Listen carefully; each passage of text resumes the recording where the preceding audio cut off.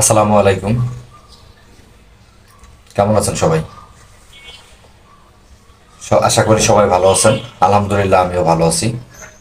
Swapnabilash travel গ্রুপের পক্ষ থেকে সকলকে স্বাগত জানাচ্ছি। আমি মোহাম্মদ জাহাঙ্গীর হোসেন। আসলে বর্তমান দেশের পরিস্থিতি, কোটা সংস্কার আন্দোলনের কারণে আজ আমার বেশ কয়েকটা ট্যুর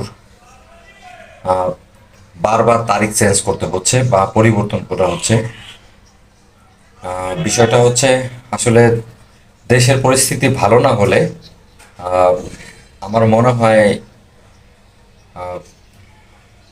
আপনাদের জন্য আমি কোনো ট্যুরের আয়োজন করতে পারবো না। ইতিমধ্যে যারা ট্যুর নিয়ে কয়েক জায়গা বেড়াতে গিয়েছে, অবশ্য তাদেরকে